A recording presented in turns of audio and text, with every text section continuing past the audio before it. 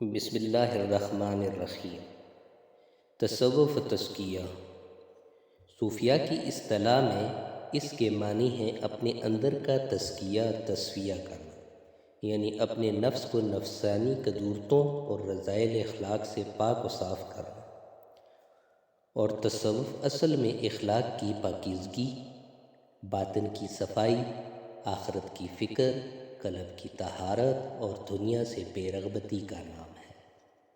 تصوف بندے کے دل میں جہاں اللہ تعالیٰ کی ذات سے محبت اور رسول اللہ صلی اللہ علیہ وآلہ وسلم کی اطاعت کا جذبہ پیدا کرتا ہے، وہیں تحمل، برداشت، حسن اخلاق، رواداری اور خدمت خلق کی طرف بھی انسان کو راغب کرتا ہے۔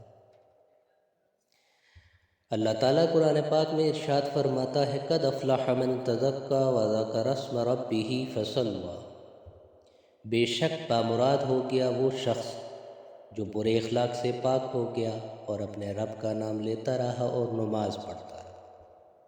اب یہ آیت غور طلب ہے۔ بے شک بامراد ہو گیا وہ شخص جو برے اخلاق سے پاک ہو گیا، یہ تصوف ہے، اور اپنے رب کا نام لیتا رہا۔ اب اپنے رب کا نام جو ہے یہ اللہ تعالیٰ کی ذات بابرکت ہے، اور نماز پڑھتا رہا۔ الا بذکر اللہ تطمئن القلوب، سنو دلوں کا سکون تو اللہ کے ذکر میں ہے۔ حضرت شاہ ولی اللہ رحمۃ اللہ علیہ قول الجمال صفحہ نمبر 60 پر اس سلسلے میں یوں بیان فرماتے ہیں کہ ایسے تصورات کا ثبوت سند صحیح مسلم کی وہ حدیث ہے جو حضرت علی رضی اللہ تعالیٰ عنہ سے مروی ہے کہ حضور صلی اللہ علیہ وآلہ وسلم نے مجھ سے فرمایا، اے علی رضی اللہ تعالیٰ عنہ، کہو کہ خدا بند مجھے ہدایت عطا فرما کہ سیدھا رستہ چلا، اور ہدایت سے اپنی راہ کے چلنے کو، اور راستی سے تیر کی راستی اور سیدھے پن کا تصور کرو۔ تصوف کی دنیا میں قدم رکھنے والا بہت بڑا نام، بہت بڑے عالم دین حضرت مولانا اللہ یار خان صاحب رحمۃ اللہ علیہ، حضرت مولانا اللہ یار خان صاحب رحمۃ اللہ علیہ اپنے وقت کے بہت بڑی بزرگ ہستی، بلند پایا کے عالم دین اور سلسلہ نقشبندیہ کے مجدد و باعمل صوفی تھے۔ حضرت جی تصوف کے قائل تھے اور حضرت جی کی توجہ اور ذکر قلبی کے نور سے ہزاروں لوگ فیض یاب ہوئے، اور آپ کی ذکر قلبی کی روحانی فیض کا سلسلہ تا قیامت جاری رہے گا انشاءاللہ تعالی۔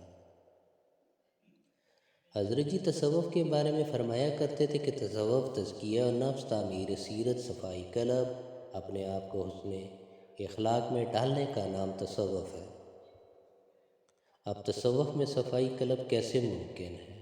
حضرت جی نے جو طریقے اس کے سلسلے میں بتائے تھے، اس میں اللہ اور اللہ، اس میں ذات کا ذکر کرایا جاتا ہے۔ انسان کا جسم دو مرکبات کا مجموعہ ہے، ایک ظاہری وجود اور دوسرا باطنی وجود یعنی روح۔ انسان کے باطنی جسم میں 7 ایسے مقامات ہیں جن پر ذکر قلبی کرنے سے انوارات مختلف حاشیوں اور رنگوں میں اترتے ہیں۔ وہ 7 مقامات 7 لطائف یہ ہیں: لطیفہ قلبی، لطیفہ روحی، لطیفہ سری، لطیفہ خفی، لطیفہ اخفی، لطیفہ نفس، لطیفہ سلطان الاذکار، اس کے بعد پھر لطیفہ قلبی۔